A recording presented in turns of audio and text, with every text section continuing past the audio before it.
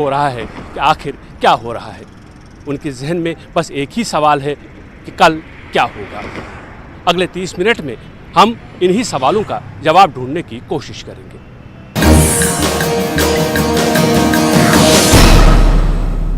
कश्मीर में इजाफी नीम फौजी अमले की तैनाती के साथ ही कई खबरें गश्त करने लगीं। ये भी खदशा जाहिर किया जाने लगा कि शायद मरकजी सरकार कश्मीर के बारे में कोई बड़ा फैसला लेने वाली है। उधर दाखिला महकमे की तरफ से 2 अगस्त को एक एडवाइजरी जारी की गई, जिसमें यात्रियों और सयाहों को जल्द से जल्द कश्मीर से वापस जाने का मशवरा दिया गया, जिससे इन अफवाहों को और तक़वियत मिलने लगी। हालांकि इससे पहले ही फौज और पुलिस ने एक मुश्तरका प्रेस कॉन्फ्रेंस में ये कहा था कि अमरनाथ यात्रियों को मिलिटेंट निशाना बना सकते हैं। तफसीलात देखिए इस रिपोर्ट में।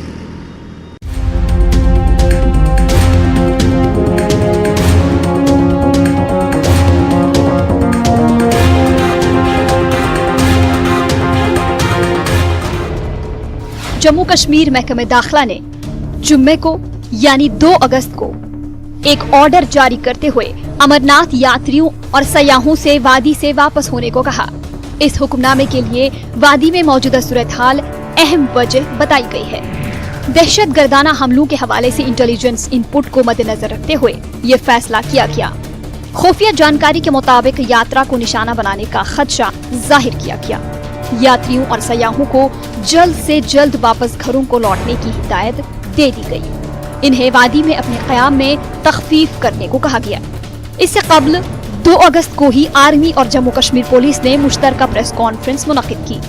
प्रेस कॉन्फ्रेंस में मरकजी हुकूमत की जानिब से वादी में सिक्योरिटी फोर्सेस की इजाफी तैनाती का भी जिक्र किया गया। प्रेस कॉन्फ्रेंस में कहा गया कि मिलिटेंटों की जानिब से अमरनाथ यात्रा पर हमले की मंसूबाबंदी को नाकाम बनाया गया है। GOC 15 core lieutenant general KJS Dhillon ने कहा कि अमरनाथ यात्रा पर हमले के इनपुट्स मिलने के बाद आर्मी ने यात्रा रूट पर एक पाकिस्तानी साख का एंटी पर्सनल माइन समेत कई IED, एक स्नाइपर बरामद किया है।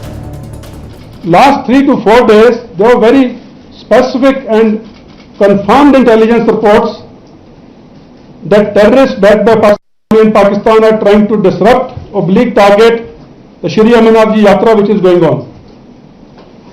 And based on that, a thorough search of both the routes along the southern route from Pahalgam side as well as the northern route from Baltal side, the combined teams of Army, CRPF and JKP carried out an extensive search of both the routes and the areas adjoining on the highways as well as on the foot track which leads up to the Holy Cave. वहीं advisory जारी होने के फौरन बाद वादी में मौजूद यात्री, लंगर मालिकान, सयाह वादी से वापसी के लिए रवाना होना शुरू हो गए। उधर NIT श्रीनगर में भी ज़ेर तालीम गैर रियासती तलबा भी वादी से रुखसत हो गए।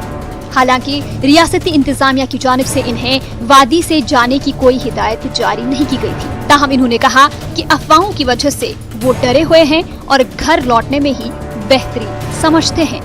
नोटिस आया कि सबको जाना है कल, तो फिर हम सारे सबके लिए बसेस अवेलेबल कराई गई और हम तैयार थे। माहौल का तो पता नहीं, डर नहीं रहा, ठीक है, नॉर्मल है, ठीक है, जो भी होगा पता नहीं हमको, तो बोला गया तो अब जा रहे हैं हम सब। नोटिस आया था कि आपको सुबह निकलना है, सुबह 5:30 बजे से 6:30 बजे तक निकलना है, बस सब आ जाएंगी, बाकी सब आप देख ही रहे हैं बैठे हुए हैं। ऐसा कुछ नहीं, कोई बताया गया नहीं, सिंपल ही ऐसा है कि आपको बाहर जाना है, सिंपल ही।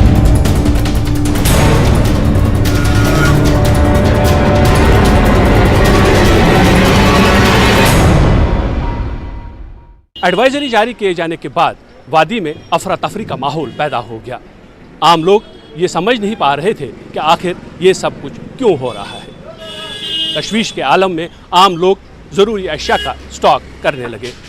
वहीं दूसरी तरफ सियासी सरगर्मियां भी शुरू हो गईं, क्योंकि सियासी लीडरों को ऐसा लग रहा था कि कहीं रियासत की खुसूसी पोजीशन के साथ कोई छेड़छाड़ तो नहीं की जा रही है। तफसीलात के लिए देखिए ये रिपोर्ट।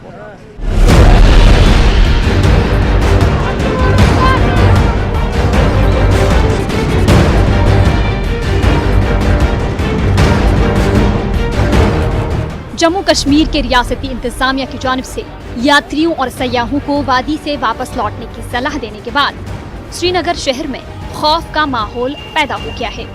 ATMs और पेट्रोल पंपों पर मकामी लोगों की भीड़ देखी जा रही है। मकामी लोगों ने खदशा जाहिर किया कि कल क्या हो कोई नहीं जानता। इस डर से अपने घरों में जरूरी सामान का जखीरा कर रहे हैं।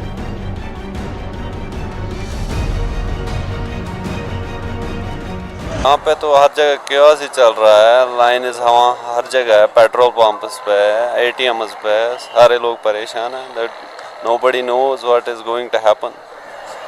खासतौर ग्रोसरी स्टोर्स वगैरह पे लोग जरूरी अशिया जो है वो खरीद। हाँ, ऑब्वियसली यहाँ क्योंकि अनप्रेडिक्टेबिलिटी बहुत है कश्मीर में। नोबडी नोज कि what will going to happen. तो हर कोई अपनी ज़रूरत चीज़ें ले रहा है सेम। और ज़्यादातर कश्मीर में तो ज़्यादा प्रॉब्लम, कुछ भी सुनते हैं तो लोग दौड़ते हैं पेट्रोल पंप्स पे, ATMs पे, तो वही हो रहा है। बाकी हमें पता नहीं क्या है तो क्या बात क्या है, हमें अभी समझ नहीं आ रहा है। खासतौर पर लोग जो जरूरी सामान है घरों में इस टाइम स्टॉक कर रहे हैं। हाँ जी, हाँ सारे लोग इस वक्त स्टॉक कर रहे हैं। एसेंशियल कमोडिटीज वो सब कर रहे हैं। ये पता नहीं है, ये मैं नहीं बता सकता हूँ, मुझे खुद नहीं पता है। पता नहीं है क्या कर रहे हैं ये लोग। हाँ, किसी चीज़ पर नहीं, कोई चीज़ नहीं था, सब कुछ ठीक था यहाँ, सब कुछ अच्छे से चल रहा था। पता नहीं क्या कर रहे हैं गवर्नमेंट। और क्या बताओ आजकल लोग क्या कर रहे हैं, इस टाइम क्या चल रहा है? इस वक्त यही बाग रोड में तेल जाते हैं, दुकान के पास जाते हैं, सब्जी लाते हैं, वो किराना सामान लाते हैं, और क्या ATM वो भी है। और क्या कर रहे हैं? परेशान सब तो है परेशान।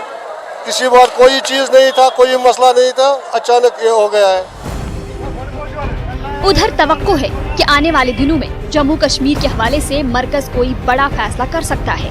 वहीं मकामी सियासी जमातें दफा 35 को लेकर खदशा जाहिर कर रहे हैं कि मरकजी हुकूमत इस दफा को खत्म करने का मंसूबा बना चुकी है। एक तरफ PDP की सदर महबूबा मुफ्ती लगातार दफा 35 के तहफ़्फ़ुज़ के लिए दीगर जमातों को एकजुट होने पर जोर दे रही है। वहीं दूसरी जानिब नेशनल कॉन्फ्रेंस का एक वक्त दिल्ली में वज़ीर-ए-आज़म से मिला और इनसे वादी के सूरत हाल के हवाले से बातचीत की। मुलाकात पर वफ्द ने इत्मीनान का इजहार किया। कल यानी 3 अगस्त को उमर अब्दुल्ला ने रियासती गवर्नर सत्यपाल मलिक से भी मुलाकात की। इसके बाद उन्होंने प्रेस कॉन्फ्रेंस की। इसमें उन्होंने मरकजी हुकूमत से अपील की कि वो जारी की गई हिदायत के हवाले से पार्लियामेंट में वजाहत पेश करें। उन्होंने लोगों से भी अपने जज्बात पर काबू रखने के लिए कहा। दूसरी जमातों के वर्कर हैं, नेशनल कॉन्फ्रेंस है, कांग्रेस है, PDF है या PC है या दूसरी जमातें हैं, उन वर्कर से बात करके इकट्ठा हो जाएं ताकि मरकजी सरकार को एक मैसेज दिया जाए कि आप जम्मू कश्मीर की जो स्पेशल पोजीशन है उसके साथ खिलवाड़ नहीं कर सकते हैं। क्योंकि जो पिछले दिनों से हम देख रहे हैं जिस तरह फौज का जमावड़ा बढ़ रहा है, जिस तरह यहाँ से टूरिस्ट को और यात्रियों को निकाला गया, NIT के कॉलेज के स्टूडेंट्स को निकाला गया, तो लगता है कि कुछ होने वाला है। जिस तरह ये जो है एयरफोर्स को हाई अलर्ट पे रखा गया, आर्मी को हाई अलर्ट पे रखा गया, लगता है कुछ होने वाला है, जिसकी वजह से लोगों में काफ़ी घबराहट है। और बदकिस्मती ये है कि मरकजी सरकार की तरफ से कोई बयान नहीं आ रहा है ताकि लोगों को तसल्ली दी जाए, लोगों को तस्कीन दिया जाए। वहाँ से भी कोई सिग्नल ऐसा नहीं आ रहा है, बल्कि जो जम्मू कश्मीर में इस वक्त जिस तरह से लोग घबराए हुए हैं, जो परेशान हैं, उसका मुकाबला करने के लिए हम सब लोग जो है इकट्ठे हो रहे हैं। कि हमारी मीटिंग जो प्राइम मिनिस्टर से हुई वो हुई, जो हमें जो अश्योरेंस प्राइम मिनिस्टर से मिला, हमने प्राइम मिनिस्टर से सुना 35A के बारे में, यहाँ के हालात के बारे में, इलेक्शन के बारे में, वो तो ठीक था। लेकिन उसके बाद तो ये ऑर्डर जारी हुआ, तभी हम कह रहे हैं कि जनाब कि हम पार्लियामेंट में सुनना चाहते हैं गवर्नमेंट ऑफ इंडिया से कि उनका क्या इरादा है जम्मू कश्मीर को लेके और वो क्या सोचते हैं यहाँ के हालात के बारे में। लेकिन हम चाहते हैं कि मंडे को पार्लियामेंट लगते ही मरकज़ के तरफ से भी एक ऐसा बयान आ जाए जिसके तहत हम समझ पाएँ कि जो ऑर्डर था यात्रा ख़त्म करने का और टूरिस्टों को यहाँ से निकालने का, इसकी ज़रूरत क्यों पड़ी। इससे कबल बीजेपी के कौमी जनरल सेक्रेटरी राम माधव ने श्रीनगर में एक प्रेस कॉन्फ्रेंस में कहा था कि दफा 35A का मामला सुप्रीम कोर्ट में है और ये मामला ज़ेर समाअत है। जो कदम मैंने पहले ही कहा, जो कदम कानूनन उठाकर राज्य की हित होता है उस दिशा में सरकार काम करेगी। बाकी कई सारे मुद्दे अब अदालत के सामने मुद्दे हैं, वो अदालत में उनको फेस किया जाएगा। तमाम मुद्दे जिनका जहां स्थान है वहां चर्चा होगी ना। हर बार कोई आया तो एक ही प्रश्न पूछेंगे, हट रहे के किसने कहा है? नहीं महबूबा जी कह रहे, महबूबा जी थोड़ी सरकार चला रही है।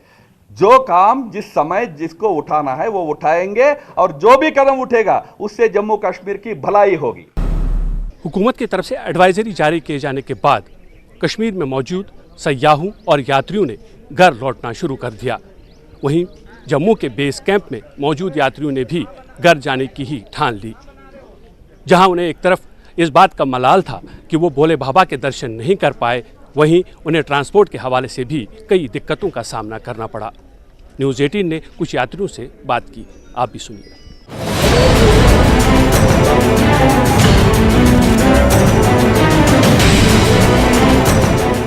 अमरनाथ यात्रियों और सयाहों को फौरी तौर पर अपने आबाई मकामात लौटने की एडवाइजरी जारी होने के बाद जम्मू के यात्री निवास में ठहरे यात्रियों ने सुबह से अपना सामान बांधना शुरू किया और अपने अपने आबाई मकामात की जानिब रमा दवा हुए। मुमकिन मिलिटेंट हमलों के तनाजुर में अमरनाथ यात्रा को मुअत्तल करने का फैसला किया गया। जम्मू में मौजूद तकरीबन 500 यात्रियों ने यात्रा मुअत्तल करने के फैसले पर मायूसी का इजहार किया। इनका कहना है कि बाबा भोलेनाथ के दर्शन न करने पर इन्हें दुख हो रहा है, ताहम वापस लौटने के अलावा इनके पास कोई चारा भी नहीं है।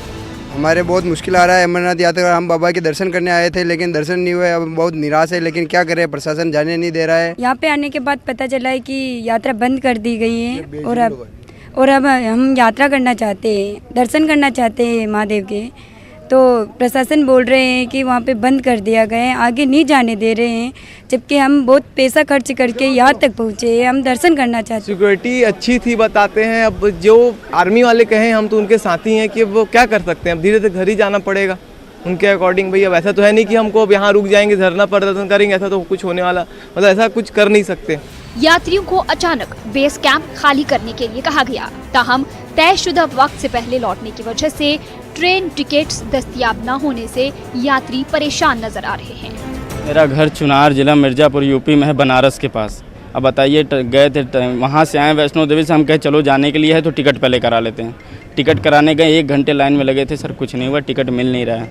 अब ये कह रहे हैं यहाँ से खाली करो, जाएँ तो जाएँ कहाँ सर। गया है कि यहाँ पर 12 बजे से पहले खाली करना है और हमारी ट्रेन जो है वो 2 दिन बाद की है, तो काफ़ी दिक्कतें हमें हो रही हैं। कोई प्रशासन की तरफ से कोई ऐसी सुविधा नहीं है कि हमारी टिकट जो अगर कंफर्म की जाए या हमें कुछ ऐसी कोई सुविधा दी जाए जिससे हम समय से अपने घर पहुंच सकें। मामला क्या है मुझे पता नहीं है, लेकिन ये सरासर सरकार की नाकामी समझी जा या फिर अपनी किस्मत समझी जा, हमें बहुत निराश है।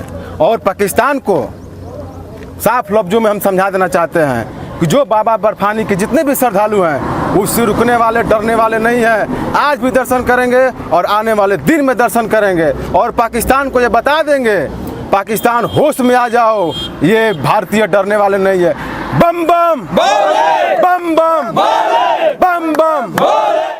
हुकूमत को चाहिए कि यात्रियों के लिए खुसूसी ट्रेन या दीगर ट्रांसपोर्ट की फराहमी का इंतजाम करे, ताकि तमाम यात्री जल्द से जल्द बहिफाजत अपने घरों को वापस लौट सके। ग्राउंड रिपोर्ट का आज का शुमारा जारी है, मिलते हैं छोटे से ब्रेक के बाद। हटाने की कवायद चल रही है। ज़राए की माने तो इस बारे में हुकूमत में काफ़ी संजीदगी से गौर व फिक्र हो रहा है। माहिरीन का मानना है कि मरकज़ी सरकार को इस बारे में कोई भी कदम सोच समझकर उठाना होगा। ये रिपोर्ट देखिए।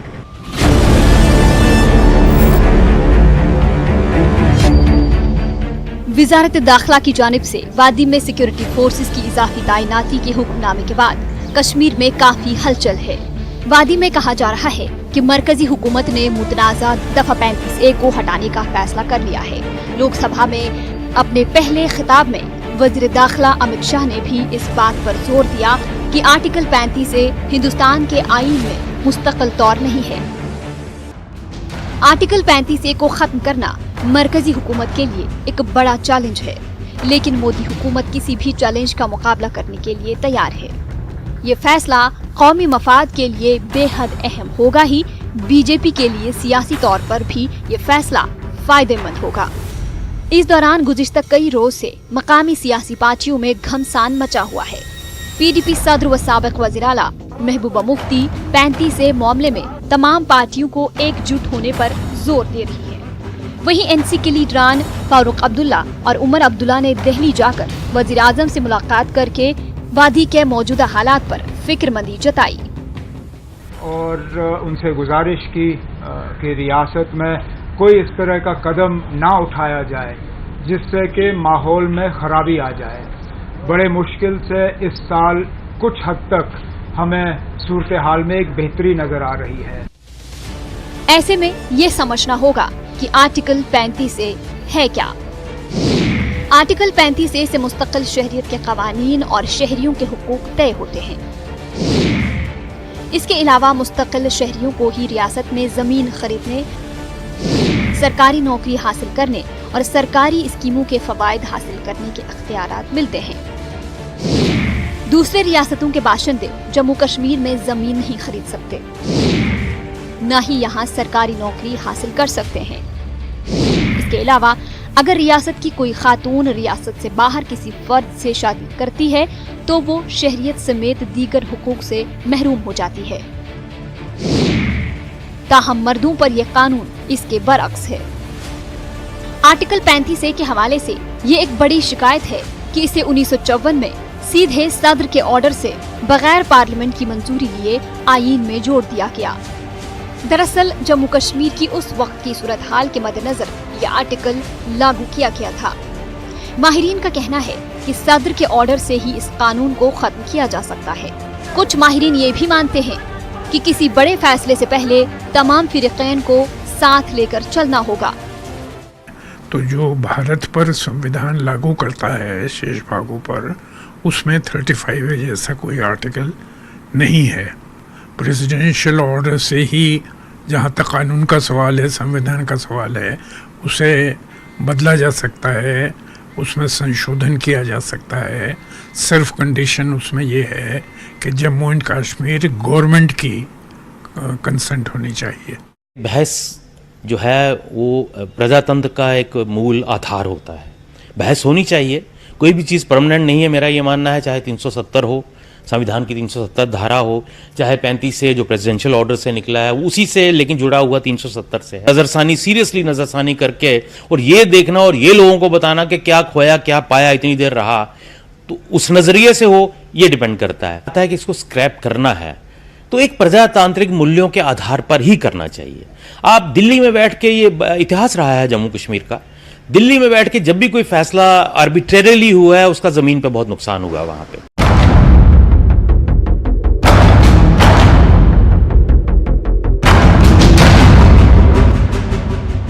अब सवाल ये है कि दफा 35A को हटाने पर क्या होगा। मुल्क का कोई भी शहरी रियासत में जमीन खरीद पाएगा, सरकारी नौकरी हासिल कर पाएगा, सरकारी तालीमी इदारों में दाखिला ले पाएगा। खवातीन और मर्दों के दरमियान हुकूक को लेकर इम्तियाज खत्म होगा। कोई भी शख्स कश्मीर में सुकूनत इख्तियार कर सकता है। वेस्ट पाकिस्तान के रिफ्यूजियों को राय दहिंदगी का हक हासिल होगा। उधर कश्मीर की सियासी पार्टियों में बेचैनी इसलिए है कि उन्हें खदशा है कि इससे रियासत की खुदमुख्तारी मजीद कम हो जाएगी। अगर दूसरी रियासतों के लोग यहाँ रहने लगे तो इस मुस्लिम अक्सरियती रियासत की डेमोग्राफी बदल जाएगी। हालांकि गुज़िश्ता 70 साल में यहाँ ऐसा कोई बदलाव नहीं हुआ है, जबकि जम्मू के हिंदू अक्सरियती और लद्दाख के बौद्ध अक्सरियती खित्ते के लोगों को कश्मीर में जमीन खरीदने का हक हासिल है। हुकूमत के सामने सबसे बड़ा चैलेंज ये है कि कश्मीर में मिलिटेंटों को, नौजवानों को भड़काने का मौका नए सिरे से मिल जाएगा। हालांकि पाकिस्तान यूं ही कोशिश जारी रखेगा कि जम्मू कश्मीर में हालात खराब हों। पाकिस्तान के वज़ीर ख़ारजा शाह महमूद कुरैशी ने एक बयान में कहा है कि जम्मू कश्मीर के आईन में तब्दीली बर्दाश्त नहीं की जाएगी। ऐसे में जम्मू कश्मीर के हालात को देखते हुए किसी बड़े फैसले को लागू करने की जिम्मेदारी मरकजी वज़ीर दाखिला अमित शाह के कंधों पर है। ग्राउंड रिपोर्ट का आज का शुमारा यहीं पर इख्तिताम पजीर होता है। अगले हफ्ते फिर किसी मौजू के साथ आपसे रूबरू होंगे। तब तक मुझे और मेरी टीम को दीजिए इजाज़त। आदाब।